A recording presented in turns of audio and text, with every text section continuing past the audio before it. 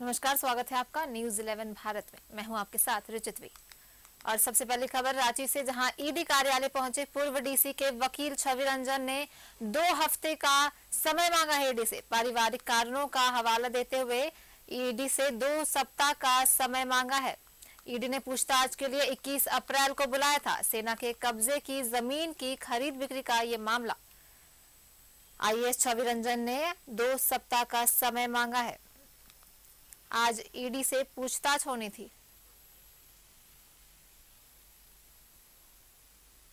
आज छवि रंजन से ईडी पूछताछ करने वाली थी। सेना की जमीन के खरीद बिक्री के मामले में आईएएस छवि रंजन को ईडी ने गिरफ्तार किया था।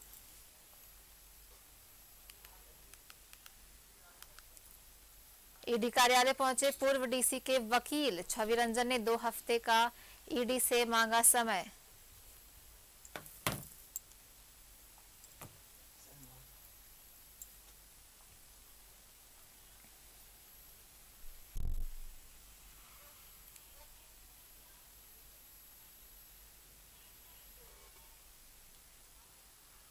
और इसी खबर पर ज्यादा जानकारी के लिए हमारे साथ हमारे सहयोगी शाहनवाज जुड़ रहे हैं। जी शाहनवाज, आज ईडी पूछताछ करने वाली थी छवि रंजन से, लेकिन वकील ने 2 सप्ताह का समय मांगा है। जी हाँ, अभी कुछ देर पहले ही 3 वकील अंदर गए हैं और ये तीनों अभी अंदर ही हैं।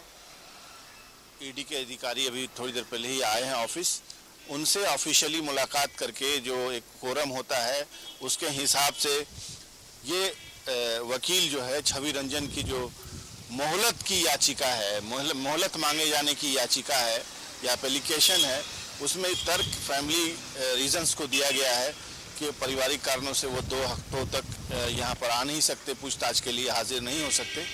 अब उस पर उनका क्या जवाब रहेगा, ईडी के अधिकारियों से मिलके वकील जब बाहर निकलेंगे तो हम वकीलों से पूछ करके आपके माध्यम से दर्शकों को बताएंगे। बहरहाल छवि रंजन सेना के कब्जे वाली जमीन को फर्जी डीड द्वारा बेचे जाने के नेटवर्क के एक कड़ी के तौर पर जाने जा रहे हैं और उनके घर पर भी 22 ठिकानों में से उनके भी कुछ 2 ठिकानों पर उनकी छापेमारी हुई थी और छापेमारी में कुछ ऐसी चीज़ें बरामद हुई थी जिसमें एक प्रैक्टिस सवाल जवाब का सेशन प्रश्न पत्र भी था, जिसमें ईडी क्या पूछ सकती है और क्या उसका जवाब होगा, ये छवि रंजन के मोबाइल में पता चला है कि मिला है। इसके अलावा उनके जो आवास में जो कमरा मिला है वो बहुत मल्टी लेयर सिक्योरिटी वाला कमरा था, यानी कोई अगर चाहे तो एक बार में अंदर नहीं जा सकता है।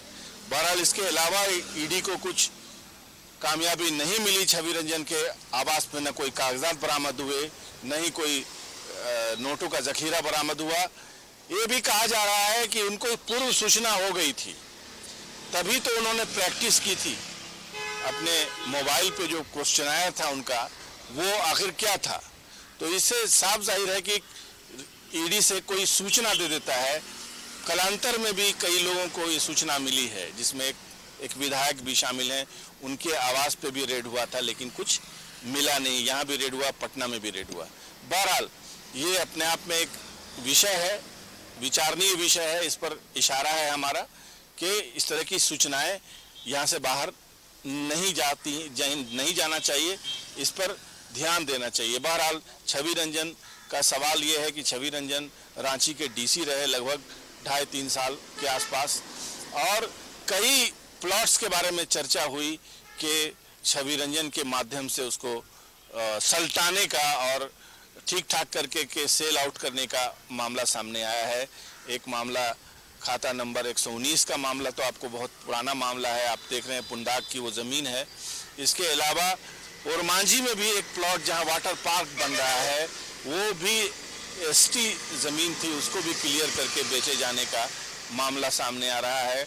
और ये जो प्रेजेंट मामला है, सेना की ज़मीन का मामला है, चेशायर होम की एक ज़मीन का मामला है, ये एक नेटवर्क द्वारा संचालित होता था और उस नेटवर्क के 7 लोगों को गिरफ्तार किया गया है। अभी ईडी रिमांड पर हैं वो, और ये वो लोग हैं जो काम तो कुछ और करते थे, काम तो बहुत सफ़ेद पोश वाला वाइट कॉलर जॉब करते थे, टेक्नीशियन के तौर पर रिम्स में कार्यरत थे। अफसर अली की मैं बात कर रहा हूं, जिन्हें अब रिम्स ने कार्रवाई करके किनारे कर दिया है, दीवार पकड़ा दिया है। बहरहाल ये जो नेटवर्क था वो कोलकाता के जो डीड ऑफिस थी वहाँ के कुछ लोगों से मिल करके अब ये भी सवाल उठाया जा रहा है कि झारखंड में कोलकाता की दस्तावेज पर, कोलकाता के डीड के दस्तावेज पर कौन कौन से ज़मीन की सेल परचेज हुई है। रामगढ़ के बारे में भी कुछ पता चला है कि रामगढ़ में और हजारीबाग में भी कुछ ऐसी ज़मीनें हैं जिसको कोलकाता में बनाए गए फर्जी दस्तावेज के द्वारा बेचा और खरीदा गया है। एक और बहुत महत्वपूर्ण बात यह है कि जो दर्शक हमसे नए जुड़े हैं वो ये सवाल उनके मन में होगा कि आखिर ये कोलकाता में जो डीड बनाई गई वो उसमें क्या ऐसी त्रुटि थी जिससे ये पूरा नेटवर्क पकड़ा गया।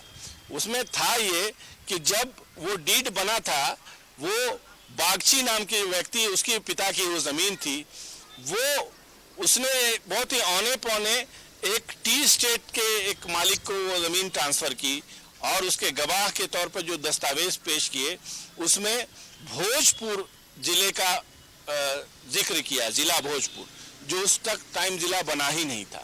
दूसरी बात, पिन कोड्स का जिक्र किया था, जो पिन कोड उस वक्त राइज भी नहीं हुआ था, भारत में पिन कोड डिस्ट्रीब्यूशन नहीं हुआ था। इसके अतिरिक्त भी वेस्ट बंगाल शब्द लिखा हुआ था। वेस्ट बंगाल तो आज़ादी के बाद अस्तित्व में आया है, पश्चिम बंगाल उस टाइम तो सिर्फ बंगाल हुआ करता था।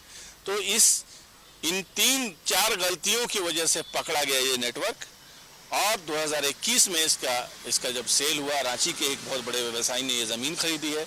और खबर तो ये भी है कि प्रेम प्रकाश को भी लगभग 1.5 करोड़ रुपया इस मामले में रिश्वत दी गई थी, ताकि वो, चूँकि प्रेम प्रकाश अधिकारियों के बड़े वर्ग से, सरकार से कनेक्टेड था, ठेकेदार के रूप में, लाइजनर के रूप में, तो वो उस हिसाब से अपने आप को बीच में डाल के कमाई कर गया ताकि वो ऊपर से कोई एक्शन ना हो जाए मैनेज करने के वजह से। बहरहाल छवि रंजन की कहानियाँ अभी और भी हैं, बहुत लंबी, आगे भी बहुत सारी नई बातें सामने आएंगी जो छवि को खराब करती हैं एक IAS अधिकारी की। और आज सिविल सर्विसेज डे भी है।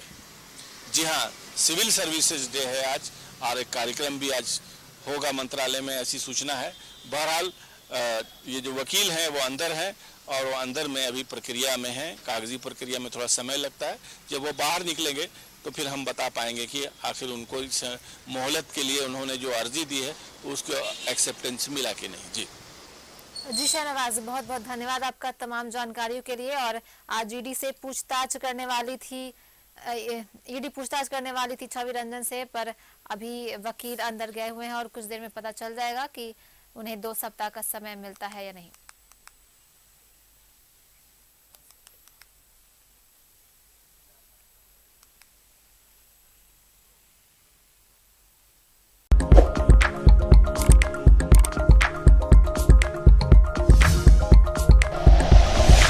Like and share videos, subscribe करें हमारा चैनल और प्रेस करें बेल आइकॉन। News 11 भारत, सच है तो दिखेगा।